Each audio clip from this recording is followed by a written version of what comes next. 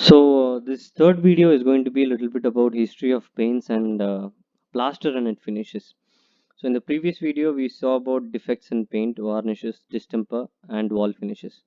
Now here we'll see a little bit about the history. So paints. So paints generally have these four types which are there. One is the additives, the binders, which are the sticking material, dilutant. Dilutant is nothing but when we add something, the paint will become a little bit of a liquid from a fluid, okay? And then the pigment. The pigment is something which we add to give paint its own color, okay? So brief history of paint. So paints already started from the age of the ice age and things like that. People used those people who were living at that point to use different types of materials. They used blood, they used lime, they used eggs, they used little bit of salt water and saline things and all to paint. Now paint was actually got previously in the olden things like in this form. So this is nothing but rocks, no rocks. So the rocks which are formed due to a chemical reaction under this thing. So when people mine this and take it out, it looks like this. So when you powder it a little bit, I know you'll get say you're getting this powder to be Prussian powder. So this is Prussian blue. Prussian blue is nothing but a paint which has a geological impact. It was got only in particular regions of the world.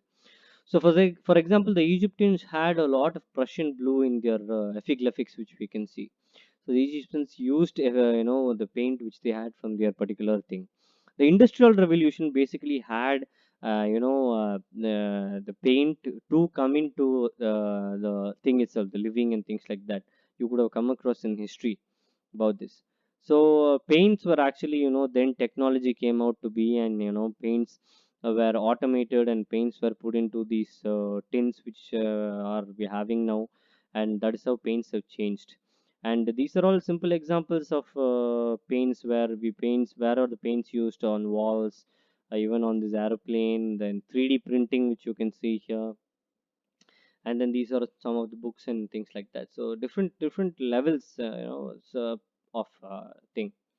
Now these are the surface properties of paints. Now surface properties are nothing but very general properties which every paint will have, okay? This we don't have to go in little bit of detail, but this just to give you a slide look. So we're going to pigments. What are pigments? So pigments are the materials which we add to paint to give it a particular color. Pigment changes. Pigment is a material that changes the color of reflected or transmitted light. Okay.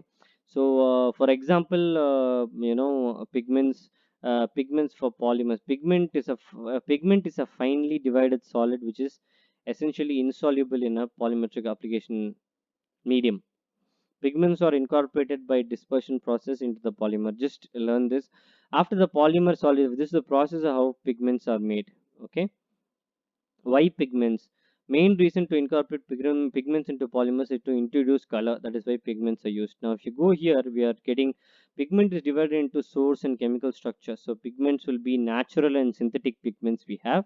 Then we have chemicals. In the chemical structure, we see if we are having organic and inorganic pigments chemical structure. So we are not going to look at the chemical structure in detail.